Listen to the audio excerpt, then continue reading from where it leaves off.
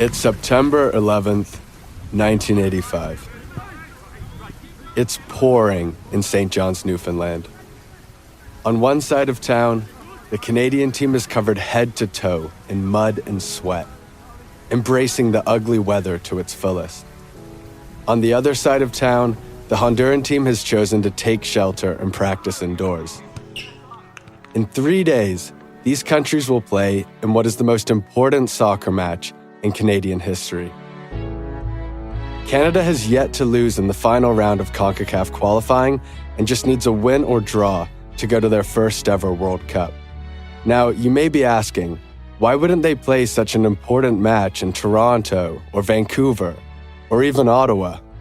Why the hell are they in St. John's, Newfoundland? Well, 3 weeks prior, Honduras had scheduled their home game against Canada during the hottest part of the day. The 40,000-seat stadium in Honduras' capital, Tegucigalpa, was filled 6 hours prior to the game. The atmosphere was so hostile and so intense that Canada required a police escort to get to and from the stadium safely. Now a chance for Canada. Randy Reagan chipping it in. First time left foot shot, and it's in! Beautiful opportunity seized, just as we were wondering what Tony Waiters would do. There we have the win. To the surprise of many, Canada was able to squeak out a 1-0 win. Now, it was the Hondurans' turn to travel, and St. John's represented Canada's retaliation. Not only was the cold climate advantageous to Canada, but with 4,800 kilometers of traveling required, St. John's was further away from Honduras than any other Canadian city. It had taken the Hondurans 2 straight days of traveling to make it down, and Canadian head coach Tony Waiters didn't try to hide his motivations. Works against them, then we won't be too unhappy about that. But I really think that soccer teams have got to take into consideration all conditions and get on with the job. This was a giant chance for Canada to put itself on the map as an ascending soccer nation. But in order to understand Canada's soccer journey, it's important to explain that the country's history with the game was richer and more complicated than the nation's attitude suggested. Let me explain.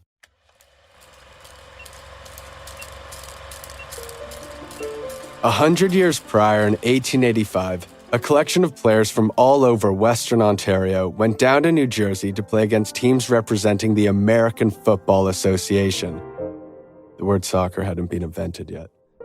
The Canadians went down and defeated the Americans in what is considered the first international game between the two countries. So, Canada kept traveling, and 3 years after that 1885 win over the US, they would go to Great Britain to play 23 matches against some of the world's greatest clubs at the time. Comprised mainly of dentists, professors, journalists, and doctors, the Canadians earned rave reviews for their performances on the UK tour, prompting English newspaper Sporting Life to write, "With their performances, the Canadians have made themselves a deservedly high name as all-around exponents of football." Canada had beaten Premier League regulars like Sunderland FC, former and future Scottish League champions Hearts, and they had even delivered a 2-0 win over a little club called Newton Heath. Plot twist, Newton Heath would eventually become to be known as Manchester United. Canada even won an Olympic gold medal in soccer at the 1904 Olympics in St. Louis, when a club of players from Cambridge, Ontario, beat the US in what was admittedly only a 3-team tournament at the time. Canadian soccer historian Colin said that by the early 20th century, soccer ranked with hockey as Canada's national game of that era. But clearly Canada's place in the early onsets of soccer history was more prosperous than we've been led to believe.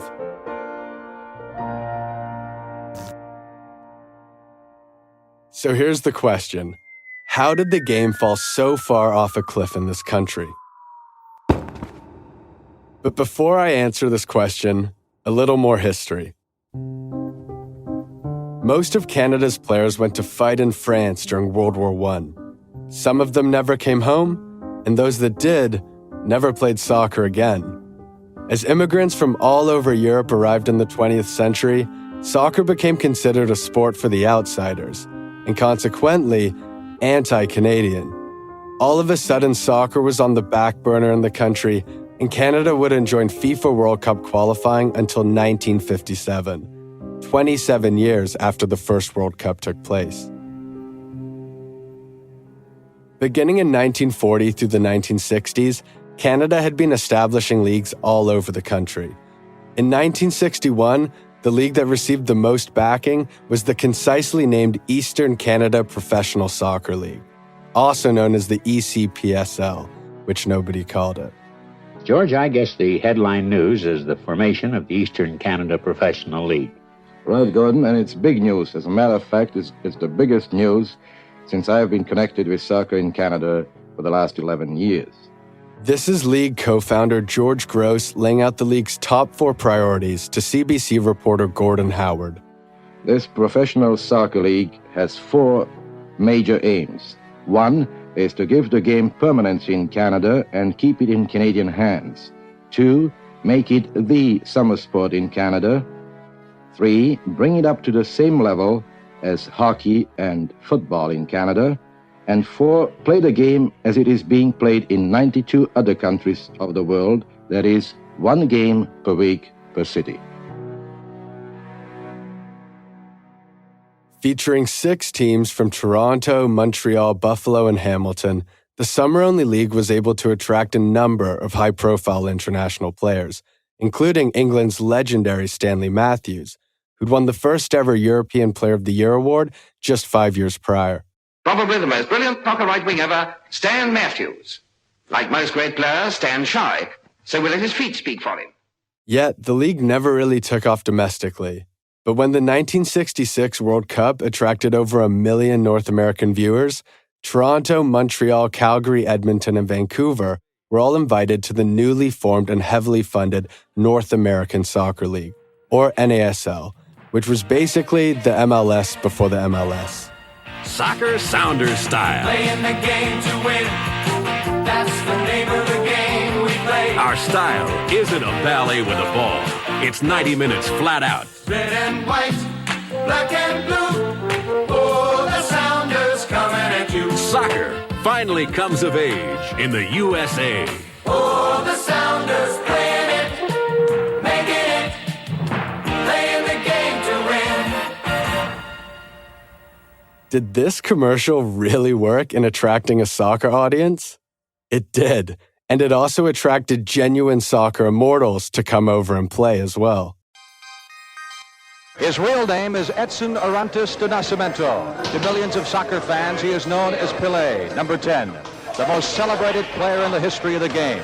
One of the fantastic goals of the year by the great Johan Cruyff. George Best, all by himself. 4 goes to 3, all 4 to Eusebio. If you're not familiar with the names you just heard, think about it this way. Imagine how mind-blowing it would be if you found out Gretzky, Lemieux, Messier, and Bourque had decided to finish their careers playing in a newly formed British hockey league. But even that level of star wouldn't be enough for the NASL. By the end of the 1970s, it was bleeding money and even losing in viewership to the newly formed Major Indoor Soccer League. Yes, the Indoor Soccer League. Owners were withdrawing their cash, convinced that the 1966 World Cup was just lightning in a bottle. By the early 80s, the NASL was basically toast, and in 1984, it officially folded. The decline of the NASL prompted the formation of the Canadian Professional Soccer League in 1983. Unfortunately, that league lasted just 73 days. Let's pause the podcast for a second and do a quick league roll call. The Eastern Canadian Professional Soccer League gets ruined by the rise of the NASL. The NASL somehow loses in popularity to indoor soccer, and when the Canadian Professional Soccer League follows it up, it goes extinct within 3 months. Okay, back to the podcast. This brings us all to 1985. Most Canadians had been playing in the NASL or the Canadian Professional Soccer League, and the folding of both had left some without regular outdoor soccer. Because of this, like the players who traveled to England 100 years before, some Canadian players were still having to work second jobs. George Pagos, who scored that lone goal in Honduras, was reading water meters for the city of Victoria as a side job to pay for his soccer career. It was simply a different time. So back in 1986, some kids listening to this might feel weird in the knowledge that not everything was available all the time and on demand. That's the voice of Sid Seixeiro, formerly the host of Canada's most popular daytime sports show, Tim and Sid, and now a host of Rogers Breakfast Television. Sid has been as big an advocate for soccer in this country as any national media member. As a Canada soccer supporter his whole life, Sid remembers what following the national team was like in the 80s. Soccer in the 80s and 90s was interesting because there wasn't a lot of it, but what you knew of it, you got through your parents, through the newspapers occasionally, through, the few games that were on television, because most of my buddies were either Italian, Portuguese, so everyone's kind of in the loop, or your barber was one of the two. And then at the barber, it would open up this new database of information. I remember going to my barber was Italian when I was younger. His name was Aldo. He had a full tournament grid of the 1982 World Cup in Spain on the wall. It hadn't been filled out, but it was just groups, who plays who. He had it up on the wall, and that to me was like the internet. I couldn't stop looking at it. So just memories like that, if you were in Canada, that's how you picked the game up. I think a lot of people nowadays don't realize how good they have it in terms of access. So unless your barber also had a poster of Canada's upcoming qualification schedule, how were you able to keep up with that? I always kept a really close eye on Canada's qualification. They would usually end without qualifying. You followed it, and then you were disappointed. And then you followed it again, and then you were super disappointed. And on we went. So, a lot happened for us to get to St. John's. And now, Canada's national team had the opportunity to change the narrative on that wet and rainy day in September of '85 against Honduras. Hi, everyone, and welcome to St. John's, Newfoundland. Graham, Sam, and I are ready for what we hope will be Canadian sports history here this afternoon. Coming up next, the opening kickoff. This was a colossal match. Bleachers were installed around the stadium to raise the capacity up to 13,000, and the setup meant fans were basically hovering over the pitch, allowing them to impact the game more than your typical small home crowd. It also helped that the majority of the Honduran fans had accidentally traveled to St. John, New Brunswick, and had to catch the game at a bar. I doubt they had Salva Vida on tap. The clogged pitch made it difficult to play fast patterns or dribble at speed. This benefited Canada. Honduras possessed more individual skill, but the conditions nullified it, allowing Canada to play their organized, scrappy, and opportunistic game. And in the 15th minute, they were rewarded off a corner kick. Call Valentine to take it. Swings it in. Bridge gets ahead on it. There's the shot. They score! George Pagos!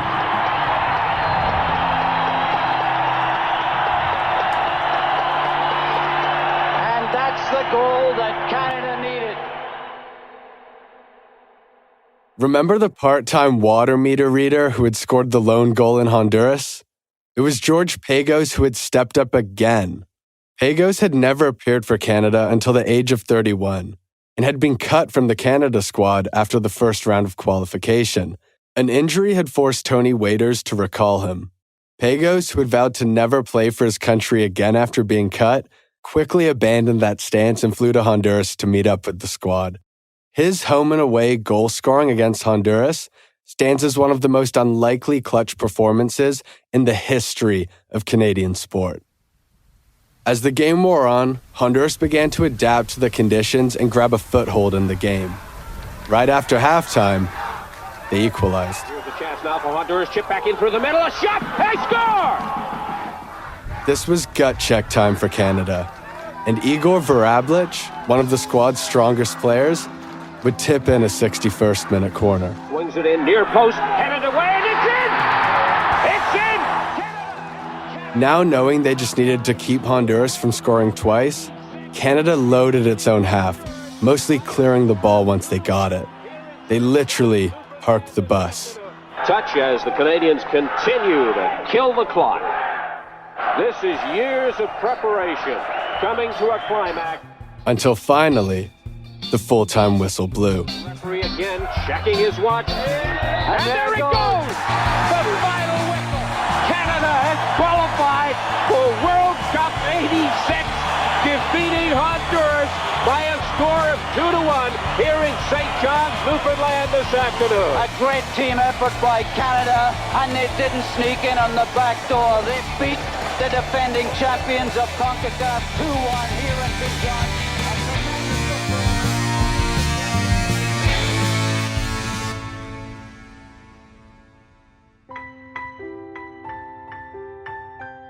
I was born in 1998. When I hear about Reagan's presidency, the Walter Payton Bears, and the release of The Princess Bride, my perception of that time is that it seems like an entirely different world to the one that I grew up in. To think that Canada qualified for the World Cup before I was even born is unimaginable to me, as if it happened in a different world.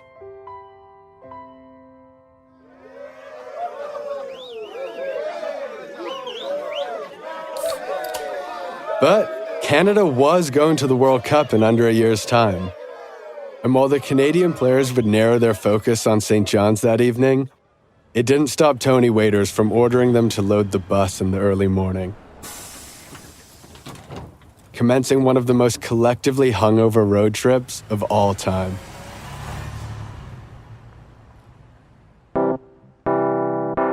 Because so much of Canada's squad was made up of amateur players or players without regular high-level soccer, Tony Waiters decided to make the Canadian team travel to anywhere in the world that was willing to pay them to play them.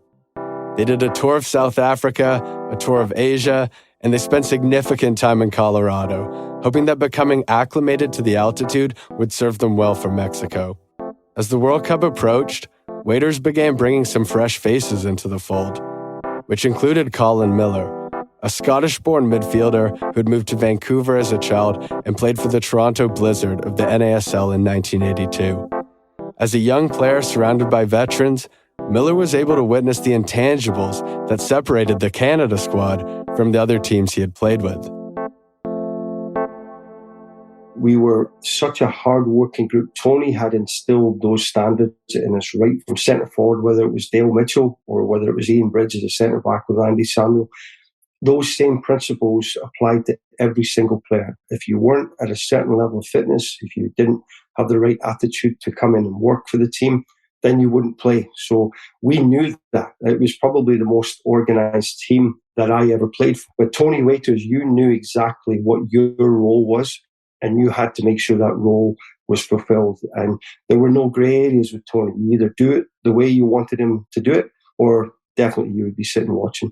Eventually, Miller would be named to the 23-man World Cup squad, but a last-minute decision by Tony Waiters would leave him shocked. It was basically Tony's decision that Canada selected 22, 23 players, whatever it was at that time, Henry. But he only wanted to take 18 players to Mexico. So I was one of the 4 players that was left here in Vancouver. It was just so frustrating. I said to Tony, I totally disagree with your decision. And Tony's arguments was that he felt the more players who were not playing, the more disharmony that would be in the group.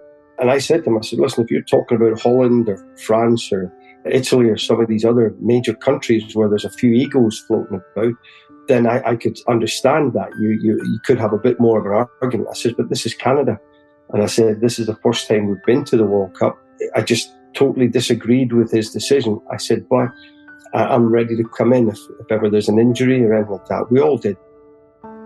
Looking into Miller's eyes on our Zoom call, I could tell how difficult it was for him to relive that moment. We were all desperate to play for our country and for sure desperate to go to the World Cup.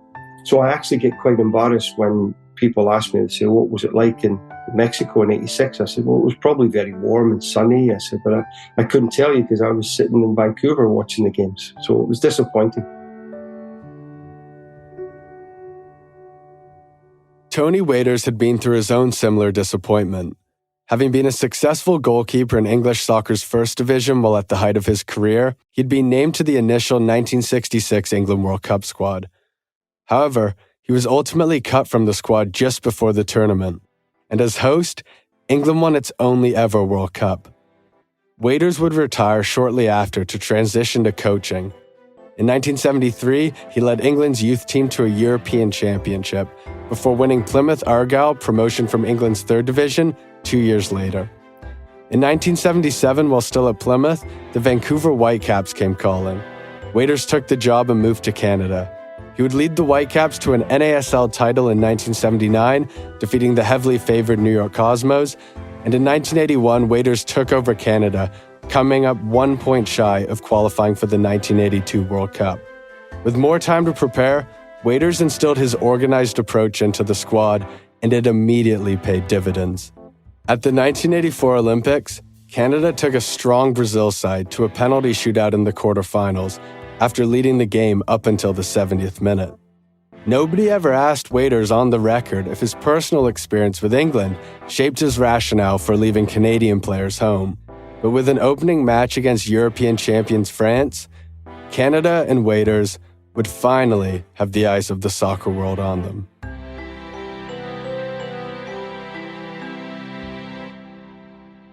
That French team, and they never won a World Cup with that group of players, which is still one of the great crimes of all time. Platini and Jaurès and the entire team, that arguably was the best team to never win a World Cup. Arguably. The fans in Mexico had taken up the habit of holding up their fingers to predict what the final score of each match would be. For France versus Canada, they were using both of their hands to refer to France. They weren't alone in predicting a thrashing. Bookmakers had positioned Canada as an all-time underdog. Captain Bruce Wilson claims to have seen their odds of scoring against France listed at 300 to 1. Give me $10 and one Canadian goal turns that into 3,000. That's how improbable bookmakers deemed it. Now, in fairness, Canada was in the rare position of qualifying for the World Cup without having a fully functional domestic league back home. This had been one of FIFA's primary reasons for declining Canada's bid to host this very World Cup. Mexico had already hosted a World Cup just 16 years prior in 1970, and the FIFA president had admitted on the record that both Canada and the US had made more compelling pitches. In fact, Canada had submitted a 90-page proposal to FIFA, while Mexico had just submitted 10 pages. Needless to say, the Canadian Soccer Association felt it had been played. And while the Canadian players undoubtedly lacked experience when compared to a typical World Cup side, they weren't going to be totally starstruck by playing somebody like Michel Platini, who was the consensus best player in the world at the time. Many of the Canadians had played against Pelé in the NASL and even defeated him. As revered as Platini was, nobody was revered on a soccer pitch like Pelé.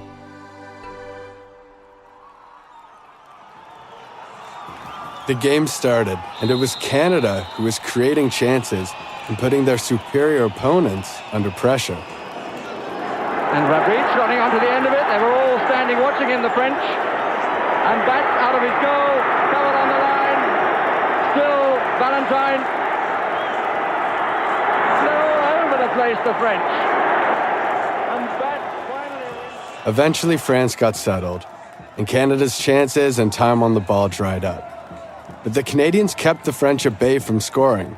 First halftime came, then the clock was ticking past the 60th minute, then the 70th minute. By now, France was repeatedly unlocking the Canadian defense, but their star striker, Jean-Pierre Papin, could not seem to find a finish. Second cap, he played for the first time against Northern Ireland. He gets his chance now because of injury. And really, he should have scored then. Platini, the provider, finding Amoros on the right, and it looked like a simple tap-in. but it was anything but. Platini. Marvellous ball to Rocheteau. To Papin. He's made the room. Unbelievable. To be fair to him, it was no more than a coat of paint. What a marvellous pass by Platini in the first place, which I'm afraid we're not going to see, but Rocheteau gave the chance to Papin, made his angle, and actually was rather wiser than it seemed from Papin. No! Well, we're in a city from whence it's said that 90 million pairs of shoes are sold each year, but I can only suggest that Jean-Pierre Papin goes in search of a different pair of boots, because he's never going to score with these two today. Honestly, when was the last time you heard a modern-day commentator shred a player like that? Fine run by Batiston's got two in the middle. Papin! Well, I hate to tell it, but I told you so, although the woodwork denied him that time. How unlucky can you get? And the gods are clearly on Canada's side. They want them to achieve what everybody thought would be impossible. Dolan struggling a bit here, and it's finally in. Papin turns to claim it, but I'm not sure that it wasn't there already. But we can wait to see. Stopira certainly thinks it was his. Papin is 17. Stopira at the back. Well, no, it's certainly Papin's. Finally, the French and Papin would break their drought and win the game 1-0. But Canada had won the sincere respect of their adversary. In the post-match interview, Michel Platini was asked, "How is it your team only won 1-0? On doit rendre hommage aux Canadiens. Ils ont bien joué. Cela a été difficile pour nous, mais nous sommes satisfaits d'avoir marqué un but." That's the voice of my grandma and not Michel Platini. But I thought it was important you got to hear it in the beautiful language of French. What Platini said was, you have to give the Canadians credit. They played hard. It was difficult for us. We're happy to score that one goal. To hang with that team for that long. Come on. Some people don't believe in moral victories. That's bullshit. That's bullshit. And Canada played with them the whole time. It's still, to me, it's one of the great moments in Canadian soccer history. Their performance on that afternoon in France under a hot Mexican sun. Canada had a newfound sense of belonging. Soon after, they learned that their next opponent, Hungary, had lost 6-0 at the hands of the Soviet Union. According to squad member Bob Lenarduzzi, the contrast of playing France tightly and seeing that the Hungarians had gotten battered briefly corrupted the attitude of the squad. 2-minute mark, it will be Esterhazy. As this cross bounces off David Norman, and there is Martin Esterhazy just inside the post. Wasn't much room there, but he beat Tino Lettieri, making his first World Cup start. And we see another look at it. Not much room. Against Hungary, Canada came out flat, conceding in just the second minute. This allowed the Hungarians to play conservatively and make Canada chase the game in the second half. Canada would lose 2-0. It wasn't a terrible result, but now something dangerous lingered in the air. The possibility of a goalless tournament. I knew that the games would be very difficult to play. And now in hindsight, of course, I look back and I think that maybe we could have been a little bit more adventurous going forward. Tony Waiters steadfastly believed that the best way to gain Canada credibility in the soccer world was to avoid the blowouts that everyone had predicted. He was never going to compromise Canada's defense. In Canada's final game against the Soviets, they carved out chances, but after going into halftime 0-0, they would lose 2-0. Still, Canada had played 3 bona fide soccer countries and kept all of them tight. Yet what should have been a feel-good story about an overachieving group almost tying France became about the failure of being unable to score. Something I noticed growing up was that the first time I ever asked my dad if Canada had made a World Cup before, he started his answer with, yeah, but they didn't score. And I noticed that same exchange happening all the time. And more recently, my friends have been asking me if we ever made the World Cup in the past. And I've been defaulting to that same phrasing. And I hate it. I think it's incredible that that group got there. They didn't have a domestic league. They didn't have infrastructure in place, the training that other countries had. Some of them weren't just professional soccer players. And I think the headline should be that they went 78 minutes versus France, not that they went goalless. And I was wondering if I could get your take on that. Yeah, but about the 86 team does bother me. That was one of the lazier arguments in Canada and North America, not just Canada, that you would ever hear is where's the scoring? Where's the scoring in soccer? You run around, ties, where is it? Unless you grew up with soccer at that time, that was always the fight. Like, we grew up with soccer. My buddies grew up with soccer. My family grew up with soccer. When you would hear the shit that people would talk about the sport who never watched, I mean never, yet knew every criticism, I don't know where they're getting it, but knew every criticism was infuriating. That really annoyed me back then. We fought a hard uphill battle against ignorance. A lot of people in this country, media and otherwise. Like 6 months ago. Until a while ago, yes. Canadians who had given soccer a chance for perhaps the first time in their life had seen their team go goalless and reacted harshly to it. Tony Waiters would retire at the end of the month, and 3 months after the World Cup ended, 4 prominent Canadian players were caught taking bribes from match-fixing bookmakers in Singapore. What should have been a year that served as a catalyst for Canadian soccer ended with an alarming lack of certainty for the future.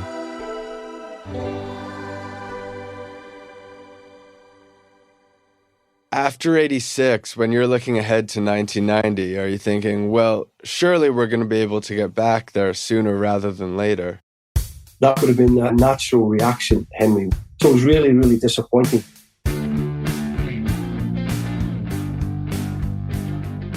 In Chapter 2, the next generation of Canadian players take center stage. With the shot. Oh, what a great save by Craig Forrest.